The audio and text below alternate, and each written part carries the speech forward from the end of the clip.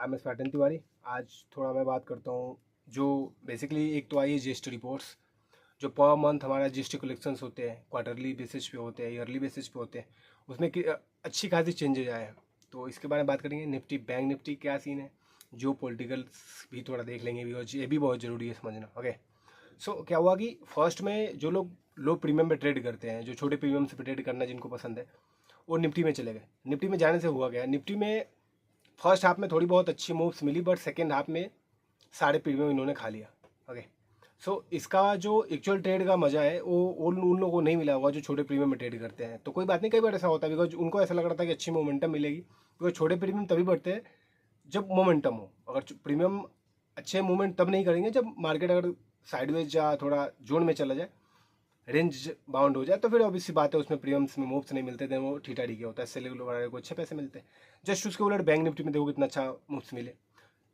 Nifty के जितना Nifty range bound रहा उससे एटलीस्ट 2 या 3 गुना अच्छे बैंक निफ्टी में तुम्हारे को मौका मिला। ओके, बट जो अच्छे प्रीमियम जिनमें भी होते हैं उनमें मूव्स थोड़ी बहुत अच्छी मिल जाती है। बट मैं देखूँ तो आज सेलिंग के व्यू से अच्छा था। ओके, बाइंग के व्यू से कुछ अच्छा हुआ नहीं, जहाँ तक मेरी समझ है, जहाँ तक मैं मार्केट को देखा आज। ठीक है, जीएसटी कलेक्शंस की बात करें तो 6.8% ईयरली बेसिस पे बढ़ गया है। यूँ समझो 1.8 ट्रिलियन डॉलर पहले थी, रुपए 1.8 ट्रिलियन रुपए। ओके, अब हुआ है 1.9 ट्रिलियन रुपए, ये बढ़ के आई है। ईयरली बेसिस पे देखो 6.8% बढ़ के आई। तो जीएसटी कलेक्शंस तो अच्छी आए गवर्नमेंट का, गवर्नमेंट ने जीएसटी है, अच्छी बात है।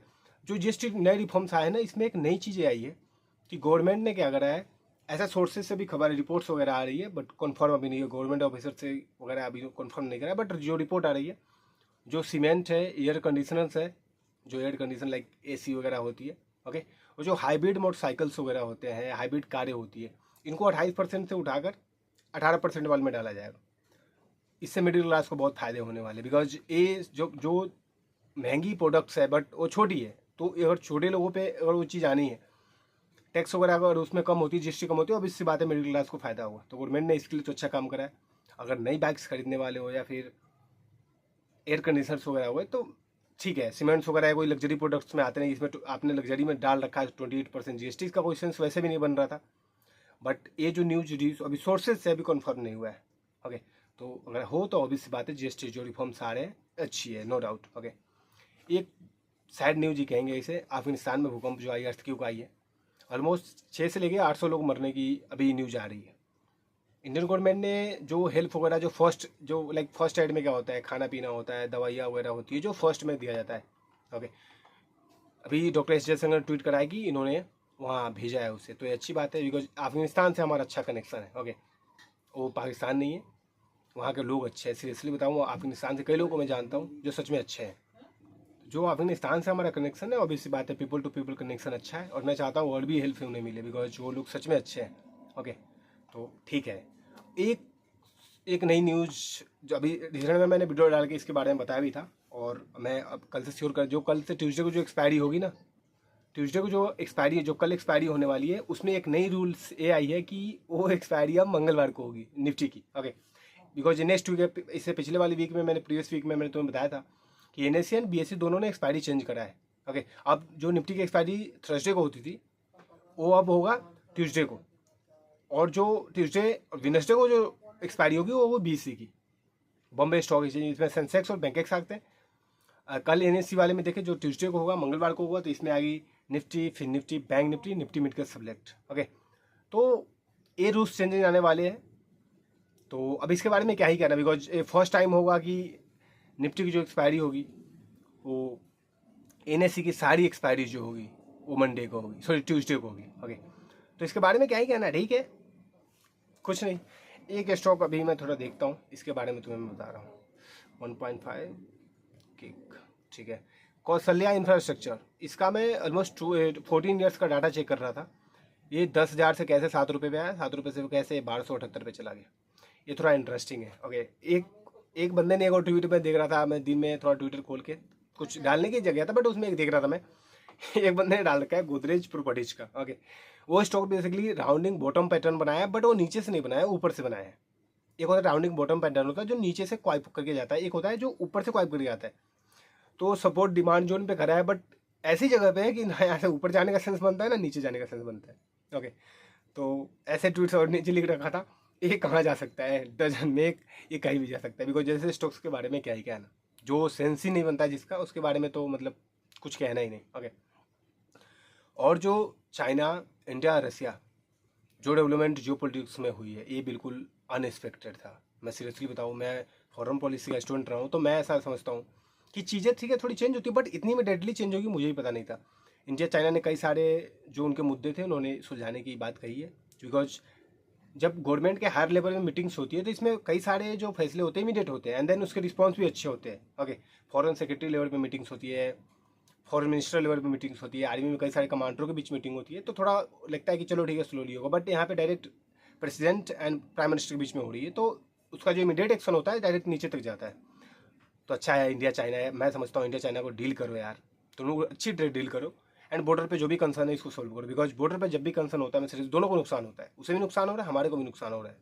ओके, तो मैं ऐसा समझता हूँ इसको जितना जल्दी हो प्योरली इंटरनेशनल बॉर्डर तय करें, एंड देन ठीक है, ये जो हमें हाई एक्सपेंस करना पड़ता है उन एरियाज में थोड़ा कम हो तो ठीक है, अच्छी बात है। वैसे मैं समझ रहा हूँ इंडियन गवर्नमेंट डिफेंस के मामले में बहुत अमेजिंग काम करा है, और जो इंडियन लोकल कंपनीज है, micro company, small company, large scale company, Adani defence force हो गई, अडानी डिफेंस हो गई, टाटा के भी, टाटा एडवांस सिस्टम्स हो गई, इन्होंने जो जो भी लोकल्स कंपनी है मैं उन सबको सपोर्ट करता हूँ। बिकॉज कंट्री की है most important, this is my country, and then अच्छे रिजल्ट्स आते हैं, अच्छे लोग वेपन्स बनाते हैं, चलने वाले बनाते हैं, मजबूत बनाते हैं, तो अच्छी बात है। तो मैं समझता हूँ ये सही है इंडिया। तो अभी जस्ट ट्रम्प ने एक ट्वीट करा, मैं ट्वीट को थोड़ा पढ़ लेता हूँ फिर तुम्हें बता रहा हूँ। 6 ठीक है, ट्वीट करा है कि इंडिया एक छोटा बिजनेस हमसे करता है, कोई बड़ा बिजनेस तो करता नहीं, बट जो बिजनेस करता है उसे इंडिया को ज़्यादा फायदा होता है, हमें कम होता है।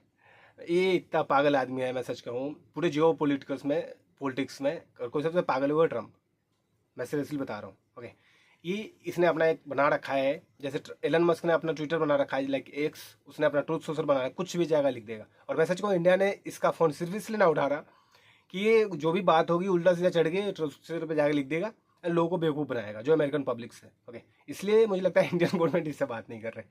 इसका जो नोटेंगे भी चलने वाला है, काफ़ी टाइम तक चलेगा, कोई ट्रेड डील वगैरह इसका करने का जी नहीं। इसकी फटी पड़ी है तब जब रसिया चाइना ने RIC की बात करी है, रसिया चाइना एंड इंडिया, तो इससे फटी पड़ी है। तो ये सोच रहा है कैसे भी करके अब ट्रेड डील हो जाए। तो इस टाइम क्या कर रहा था, 50% टेरिफ। बिकॉज तुम्हारी 1 to 2 जो 1 या 1.2% जो पॉपुलेशन है वही सिर्फ फार्मिंग करती है, बट इंडिया में देखो 50%, 50 to 60% तुम्हारे हमारे में काफ़ी डिफरेंस है, हम कटौती नहीं करेंगे। ओके, एंड देन इंडिया ये मेजर इकोनॉमी, ओके, इसका वर्ल्ड में अच्छा इंपैक्ट पड़ता है। तो आपके लीडर्स जितने अच्छे होंगे ऑब्वियस सी बात है आपके इम्पैक्ट अच्छे पड़ेंगे। तो मैं समझता हूँ इंडिया ने जो रिस्पॉन्स दिया है, नो ट्रेड डील, तुम जैसे करो radio, I am ready, I am buying 10 to 20% crude oil next month, buying extra. And मुझे लगता है ये और बोमांडमेंट होगा इस पूरे रिलेशन पे। कुछ मेजर 4 या 5 एग्रीमेंट्स बचे US एंड इंडिया के बीच में, अगर ये टूट गया तो मैं समझता हूँ कोई में एग्री नहीं बना। एंड उसका काम है फूट डालो शासन करो। ये जो ब्रिटिश रूल्स थी वैसा ही अमेरिकन भी है। ये जो गोरी चमड़ी है इनको ऐसा ही लगता है कि ये सारे पागल है इनको अब पता चल रहा है कि नहीं यार ये तो गलत फंस गया, ट्रम्प ने गलत बंदे से पंगा ले लिया। बट ठीक है, और ये बाकी मेजर डेवलपमेंट्स होगा मैं अपडेट कर दूंगा ट्विटर पर। अगर आपने मुझे फॉलो नहीं कर रखा है, Spartan Tiwari, Spartan index Delhi, follow कर ले। ट्विटर का लिंक नीचे दे दूंगा। धन का अकाउंट नहीं खोला है, धन का अकाउंट खोलो, बिकॉज SIP इन्वेस्टमेंट जितने भी आप कर सकते हो, ETF, ये आपको टर्मिनल पे दिखता है, देन आपको बाइंग करने में आसानी होगी, तो आप अच्छे इन्वेस्टमेंट्स कर सकते हैं। Coin6 पे अगर आपने अकाउंट ओपन नहीं कर रखा, bitcoin, crypto, Ethereum, Solana, XRP, Lord of cryptos, आप अकाउंट ओपन कर लो, लिंक डिस्क्रिप्शन में। बाकी जो भी अपडेट्स होगा मैं फुलफिल करूंगा, उसे आपको अपडेट दूंगा, आप ट्विटर पर हम फॉलो कर लें। Thank you so much.